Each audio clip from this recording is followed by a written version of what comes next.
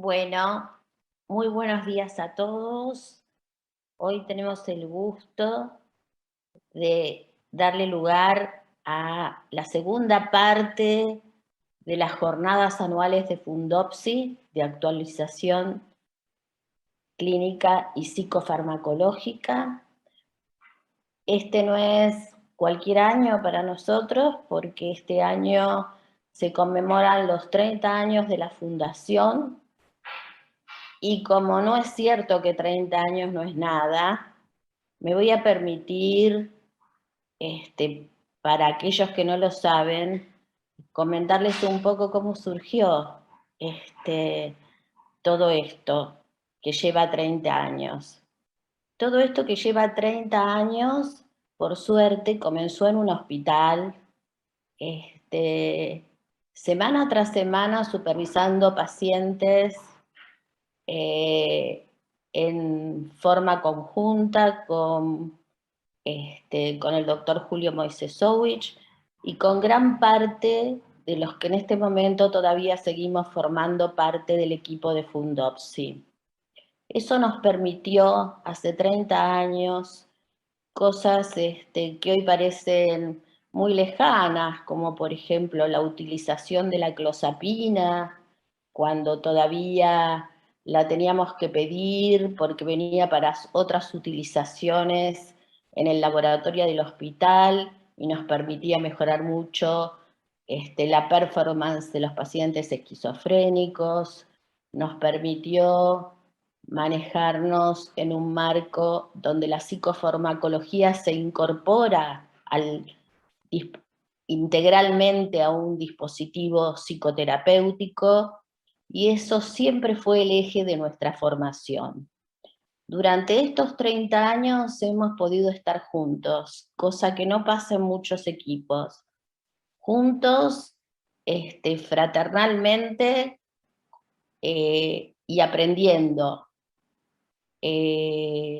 Así que bueno, para nosotros por lo menos es un festejo muy importante, porque es un festejo de un grupo que ha podido conservarse a través de los años, no, no solamente en una unión formal, sino en un verdadero grupo de intercambio, investigación y trabajo, cuyo fin, que es el fin de la fundación, es aportar a la actualización psicofarmacológica y clínica en cada una de nuestras jornadas anuales y en cada una de nuestras actividades anuales. Hoy es un día importante porque esto que antes eran las plazas de Fundopsi, estos 2 años lo hemos podido concretar gracias a En Patagonia, gracias a la contribución de la industria, de esta manera, y pudimos continuarlo. Una vez más, pudimos cumplir con nuestro objetivo, o estamos cumpliendo con nuestro objetivo desde ese punto de vista. Bueno, vamos a tener una mañana de mucho trabajo y de trabajo muy interesante, y que esperemos que sea útil para la clínica de cada uno de nosotros día a día. Voy a hacer una breve observación de temas técnicos que tienen que ver, como siempre les comentamos a los que nos acompañan habitualmente, ustedes tienen una casilla que dice técnica y otra preguntas. La casilla técnica es para aquellos que tengan algún inconveniente técnico, puedan chatear directamente con el servicio técnico, y para aquellos que no necesiten, para aquellos nosotros necesitamos, porque va a ser mucho más dinámico, que a lo largo de todas las jornadas ustedes vayan al casillero preguntas, formulando las preguntas que vamos a ir acumulando a lo largo de todas las jornadas y que van a ser contestadas después de cada bloque. Finalmente, agradecemos a todos los laboratorios que de alguna manera hacen posible que podamos realizar esto en forma gratuita anualmente. Y ahora tenemos la suerte de contar con una profesional con muchísima experiencia en el tema que nos va a comentar, que es la doctora Andrea Abadi. La doctora Andrea Abadi es psiquiatra infanto-juvenil, directora del Departamento Infanto-Juvenil del Grupo INECO y docente de grado y posgrado de la Universidad Favaloro. Andrea, muchas gracias y te escuchamos. Hola, buenos días. Muchas gracias a la organización de este evento. Siempre he seguido con mucho interés al grupo y la verdad que para mí es un honor que me hayan convocado porque son quienes de alguna manera comenzaron con la práctica clínica de la psicofarmacología y lo que yo suelo decir farmacoterapia, que no es lo mismo que farmacología. Con lo cual, realmente para mí es un honor que me hayan convocado hoy en vuestras jornadas, que son un histórico en nuestra profesión. Voy a compartir pantalla. Vamos a entrar por acá, así no se traba. Espérenme 2 minutos.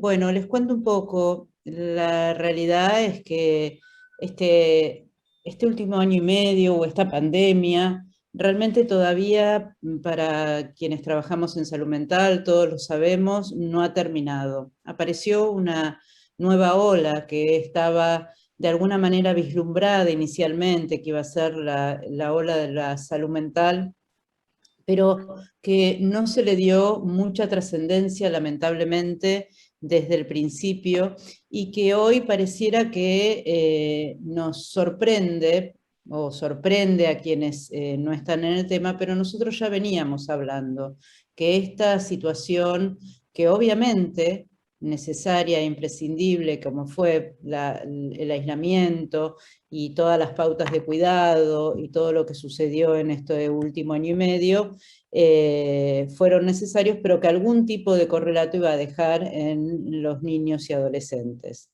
Ni que hablar que todos sabemos que los consultorios nuestros, las consultas de los hospitales están abarrotadas hoy. Nadie consigue un turno para atenderse o para hacer una consulta en ninguno de los establecimientos, ni de los consultorios, ni privados ni no privados. Hay como ya un exceso de demanda que no podemos dar cuenta, y por primera vez me parece que en nuestro país, que es un país donde siempre fue superlativo en cantidad de profesionales, estamos cortos de profesionales, por lo menos que podamos dar respuesta a esta situación.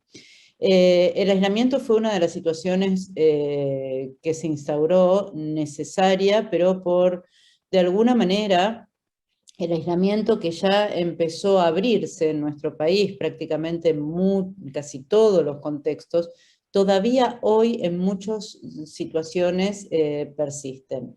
Los niños y los adolescentes recién han vuelto a una vida relativamente normal en las últimas semanas, con un desenfreno que era esperable, con lo cual la verdad que tenemos que pensar seriamente qué es lo que esto va a generar también en cuestiones epidemiológicas. Pero de todos modos, si bien recién esta semana los chicos pudieron sacarse el barbijo en las escuelas, pensemos que hay una cantidad enorme de universidades que, si bien tuvieron la autorización para volver por cuestiones organizativas, yo hablaba con uno de los decanos de una facultad privada los otros días, me decía: no vale la pena por un mes hacer volver a los estudiantes a clase presencial. No tiene sentido, porque aparte hay aulas que no nos permiten por el tamaño, el aforo de alumnos, y puedo dar fe como madre de un universitario que las clases que se dan, incluso con algunos presentes y otros a distancia, suelen ser clases sumamente desaprovechadas para quien está a distancia. Los sonidos, la estructura, nada puede suplir ni puede generar el ambiente de aprendizaje que se genera. Por lo tanto, todavía el aislamiento no terminó. Es una utopía que tenemos por delante, que posiblemente frente a las vacaciones todos se quiten los barbijos y salgan de su casa con muchísima más libertad. Por ahora esto no sucede, y en realidad este aislamiento, que fue sumamente prolongado, no solamente impactó en los niños y adolescentes, sino que una de las grandes situaciones que generó fue que los padres tuvieron que cambiar sus rutinas y tuvieron que hacerse cargo de funciones que hasta el momento jamás habían tenido noción que sus hijos tenían. Entonces, nosotros tenemos hoy que durante el aislamiento, niños, adolescentes y padres estuvieron en una convivencia obligada, y que en este sentido la realidad es que la situación fue totalmente distinta para los niños que para los adolescentes.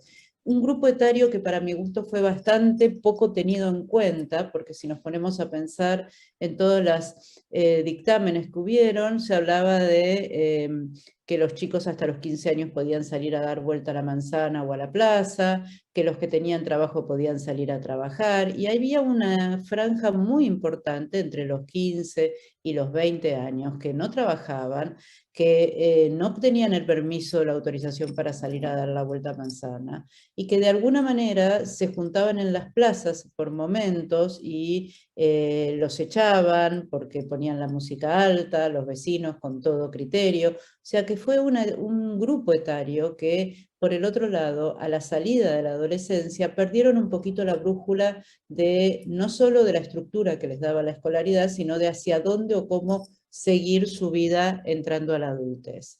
Tenemos diferentes estudios. Por suerte, la realidad es que la ciencia fue muy bondadosa en ese sentido, y todos los journals y todas las evaluaciones y todos los trabajos que salieron están a disposición de todos nosotros para que podamos pensar estrategias mancomunadas. Es la primera vez que a nivel global todo el universo pasa por una situación semejante al mismo tiempo.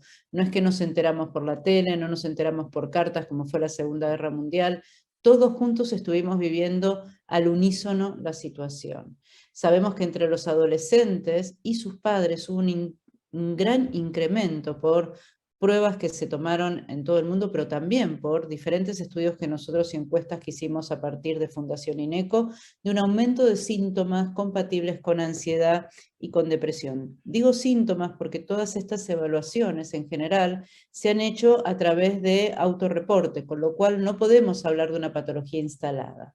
En ese sentido, se supone en algunos espacios que la realidad volvió hacia atrás, o sea, volvió hacia la etapa prepandémica, pero mucho tuvo que ver cómo fue el contexto familiar en el que esto se desarrolló, la capacidad de las familias de sostener una rutina y un nivel de oferta de situaciones básicas como salud y alimentación. Muchas familias en nuestro país vieron que se cayeron del estatus social en el que venían funcionando. Muchas familias de clase media o media baja han perdido su ingreso que era de negocios, de pymes, de situaciones que han estado cerradas mucho tiempo, y esto llevó a que los chicos se cayeran del escalón social que venían transitando. En todos lados, ya sea en Europa como en América del Norte, en Estados Unidos, los síntomas que tenían que ver con depresión y ansiedad fueron una constante de queja y de malestar de las familias. Sin embargo, muchos estudios hablan que a mayor capacidad de la familia de mantener la rutina y de mantener cuestiones de organización familiar, generó que los niños y adolescentes, como todos sabemos, lo vivieron con un menor nivel de impacto emocional. Algunos estudios hablan que en realidad muchos han experimentado por primera vez síntomas emocionales. Esto es una novedad porque de golpe la gente empezó a tener conciencia que sus hijos tenían dificultades emocionales y empezaron a preocuparse de esta situación. Casi un 10% de la población infanto-juvenil reporta aparición de nuevo, o sea, aparición nueva de síntomas emocionales. Sin embargo, gran cantidad de niños y adolescentes, nosotros sabemos que hay un porcentaje altísimo de niños que ya venían con situaciones emocionales previas, y en ellos la exacerbación de los síntomas especialmente, después vamos a ver en otro estudio, aquellos que padecían déficit de atención y trastorno del espectro autista, tuvieron una peor capacidad de adaptación con síntomas de ansiedad, depresión, mucho más marcados que los que tenían previamente. Y sus síntomas nodales se exacerbaron fuertemente. Entonces, en este sentido, nosotros también sabemos que los cuidadores, a los que nosotros llamamos cuidadores, los padres, los abuelos, acá hubo todo un sistema adulto que sufrió la pandemia en carne propia también. Y en este sentido, las familias lo que plantean es que sus hijos no solo aumentó la situación de miedo al COVID, que esto fue algo de alguna manera parte de la forma en que se trabajó a nivel medios esto, no estuvo pensado en las pautas más de cuidado en general, sino que primero fueron informaciones en relación al miedo, a la posibilidad de la muerte. Nosotros escuchábamos niños que salían el umbral de su casa y entraban y se rociaban con alcohol, todo porque podían hacer entrar el virus que matara a la abuela o que matara a la madre. Chicos que durante muchísimos meses se negaron a salir a pesar de tener la posibilidad de salir porque tenían miedo de traer el virus a su casa. En este sentido, la realidad es que todo el contexto fue poco tranquilizador. Primero porque la realidad es que era muy severa, las cantidades de muertes eran importantísimas, pero más allá de eso, porque en realidad la pandemia nos agarró sin recursos preventivos y porque tuvimos que imponer cuestiones de limpieza que nunca se habían hablado en relación a las buenas costumbres, que es lo que posiblemente quede hoy. Aquel que tenga una gripe, como hacían los orientales, tal vez va a andar con barbijo de aquí en más. Eso va a quedar instalado, pero nosotros no lo teníamos instalado y unimos todas las pautas de cuidado a la posibilidad de muerte. Esta asociación hizo que los chicos vivieran como una situación terminal. Todos los metaanálisis hablan que la ansiedad y la depresión son los síntomas más salientes. Sin embargo, a mí me parece importante traer a esta mesa lo que tiene que ver con el estrés postraumático. Nosotros sabemos que el estrés postraumático a veces es difícil de pesquisar en niños y adolescentes, los chicos no tienen clara conciencia de qué les pasa, salvo cuando algún adolescente entra en periodos de disociación y de intenso malestar, suelen ser diagnósticos que en lo que es la formación infanto-juvenil están poco estimuladas la búsqueda.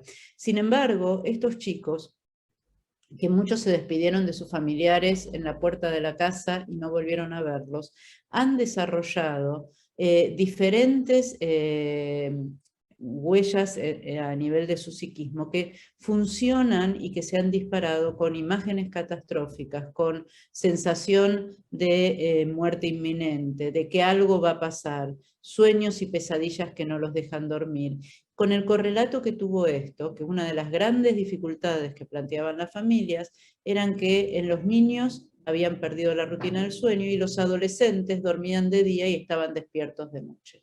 Todo esto hizo un combo con el cambio del ritmo de sueño y vigilia, que todo lo que fueran los síntomas ansiosos, depresivos o estrés postraumático, de alguna manera persistieran sin que el contexto, incluso el contexto pediátrico, le diera la real trascendencia. En algún punto tenemos que en todos los estudios que recorren el mundo, las tasas de estrés postraumático existen, pero están por momentos como subdiagnosticadas porque en general se asocian a situaciones de estrés agudo o de un estrés sostenido que tenga que ver con una cuestión más de vulnerabilidad de la integridad física. Sin embargo, la idea constante de prender la televisión y hablar de las muertes, mostrar a los abuelos que se están muriendo en una terapia intensiva, las familias que dejan de verse, los geriátricos donde sacan abuelos todos con las máscaras porque se enfermaron todos. Bueno, todo esto dejó en muchos chicos puestos delante de la televisión en un contexto donde había poco para hacer, imágenes que en el terreno predispuesto por la vulnerabilidad genética disparó estrés postraumático, y hoy estamos viendo los resultados. Obviamente que los factores ambientales son sumamente protectores. Lamentablemente en nuestro contexto tampoco tenemos la posibilidad de contar con un contexto protector, porque el contexto ha sido sumamente disruptivo desde el primer momento. Yo diría que los primeros meses no, pero después se generaron una cantidad de cuestiones para un contexto que ya venía muy convulsionado previo a esto. Con lo cual, en este sentido, a mayores estresores ambientales y mayores estresores hogareños, la tasa de ansiedad y depresión aumenta notablemente.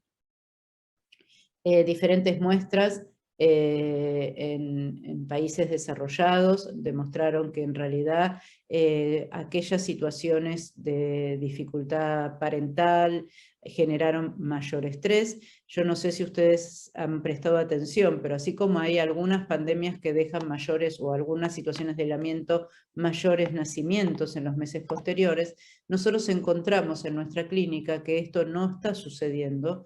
Uno no ve tantas mamás embarazadas, sino que lo que ve es muchas parejas divorciadas durante la pandemia. O sea que esta pandemia, una de las cosas que dejó fue un impacto enorme a nivel parental, con tasas de divorcio o separación, en situaciones que antes, la verdad, de familias que uno recibe, dice, la verdad que la pandemia hizo que se separaran. Previo a esto no había ningún indicio en esta convivencia que podría dar pauta de que en algún momento esto sucediera.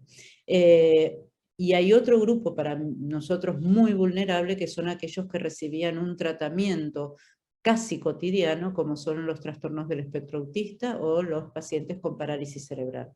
Lamentablemente, en lo que es la población infanto-juvenil, nosotros tenemos una gran proporción de niños que tienen condición del espectro autista, por llamarlo de una manera amplia. Yo me pregunto siempre cuántos de esos serán autistas y cuántos no, pero esto es tema de otra discusión, pero que de alguna manera sí, sea lo que sea, requieren de un abordaje terapéutico muy sostenido y muy prolongado en el tiempo, que no se pudo subsanar bajo ningún contexto con la terapia a distancia.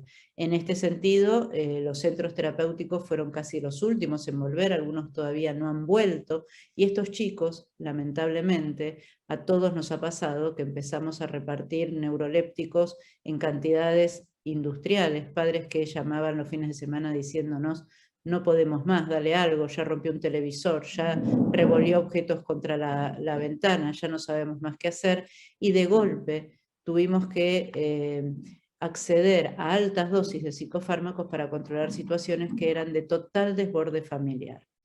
La ansiedad, sabemos que es algo, esto es otro estudio de hace poquito, pero fíjense que uno de los niveles de ansiedad más importantes que se disparó fue la ansiedad generalizada. No tanto la social, si bien para algunos al inicio con ansiedad social la pandemia fue beneficiosa porque no los hizo exponer, pero ahora, frente a la vuelta, han perdido totalmente los recursos que habían logrado previamente, y es muy difícil. En relación al consumo, que me parece que es sumamente interesante, al principio, la verdad que aquellos que consumían en contextos sociales dejaron de consumir prácticamente, porque en realidad el contexto no se daba. Sin embargo, lo que se ha visto es que el consumo de sustancias, si bien disminuyó en cantidad de población, aumentó en frecuencia en aquellos que sí realmente consumieron durante la pandemia. O sea que la tasa de uso aumentó. Y en este sentido, hubo, después de las primeras semanas, posibilidad de acceder a la compra de sustancias que todos los adolescentes que no salían al kiosco o que habían perdido sus proveedores habituales lograron sostenerlos en el tiempo. No obstante, la ola nos sigue atacando por detrás, tenemos que adelantarnos a esto, porque en realidad las consecuencias de la pandemia para América Latina han sido tremendamente complejas. En este sentido, la pandemia no solamente dejó cuestiones a nivel emocional, sino que dejó una cantidad enorme de niños en situaciones de vulnerabilidad de salud física y de atención en salud física. La causa en América Latina fue mucho más compleja porque los individuos que vivían en situación vulnerable vieron interrumpidas en principio las redes de sostén social, las redes de pares, las familias se vieron altamente complejizadas por tener que convivir todo el día y esto no fue posible. En general los niños de barrios pobres o marginales pasaron la pandemia en la calle, contactándose con otros, pero sin nada que hacer, y la pérdida de educación y de perspectivas laborales es algo que impacta fuertemente en nuestra población y no lo tenemos que dejar de lado. En este sentido, los países como nosotros, los países, todas las estadísticas muestran de bajos recursos, la población de bajos recursos realmente fue la que más días de escuela perdió, porque muchos ni siquiera, esto es una verdad que se ha dicho en muchos lados, no pudimos adaptarnos. Yo siempre doy el ejemplo de Perú, que Perú, por ejemplo, rápidamente instauró la educación a distancia a través de la radio, porque una radio a pilas hay en cualquier pueblito, sin embargo red de internet no tenían, con lo cual dieron clase a través de la radio, pero lamentablemente nosotros tratamos de pensar como un país con mayores recursos para dar las clases a distancia y esto no se pudo dar en gran parte de nuestro territorio a pesar de lo que dicen las estadísticas. Y otras de las cuestiones, fíjense qué es lo que yo decía, ¿dónde están las estructuras de comunicación según las clases sociales? Internet en clases bajas prácticamente no existe, pero sí la radio. Y esto es lo que se dio cuenta rápidamente Perú y lo utilizó para diseminar la educación. Las dificultades de aprendizaje han aumentado también en niños y en adolescentes. La tasa de abandono escolar es muy alta en la secundaria. Tenemos muchos chicos que con esto de la pandemia avanzaron en una situación como de anedonia y de aislamiento y no van a la escuela, no fueron posibles recaptarlos para que vuelvan a la presencialidad.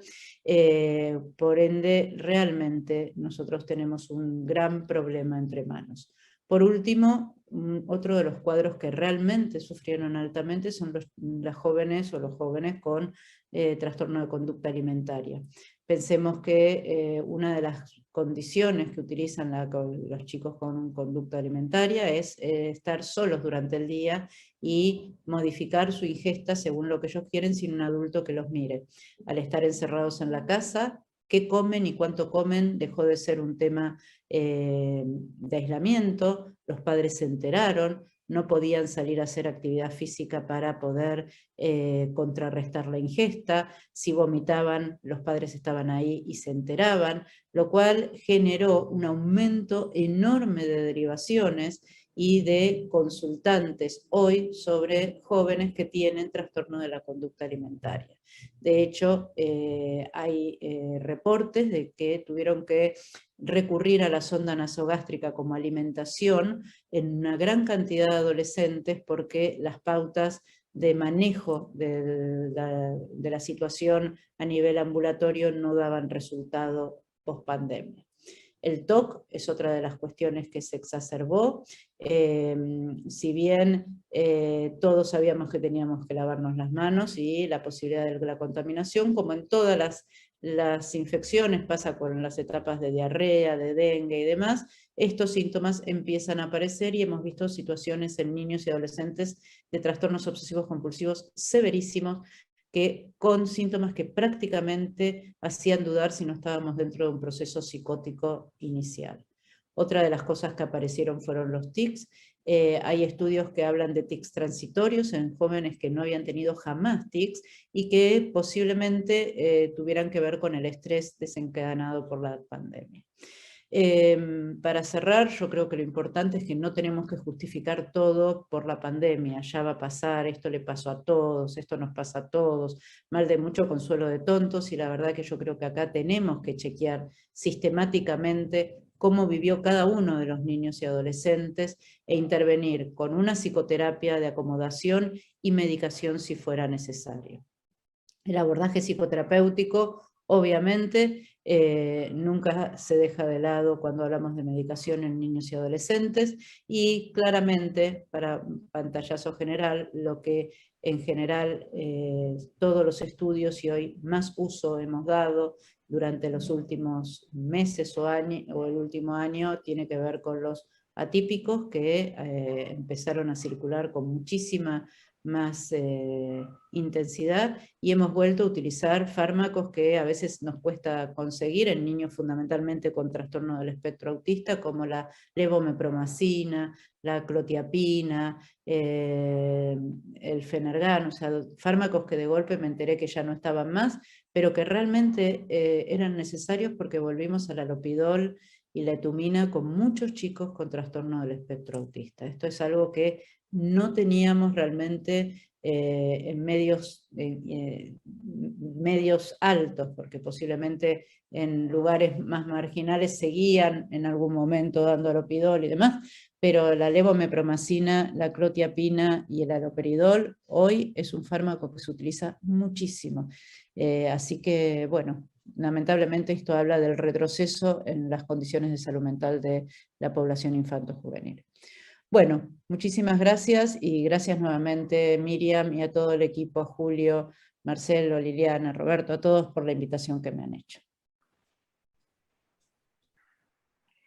Bueno, muchísimas gracias, Andrea. Vamos a guardar las preguntas para el final del bloque.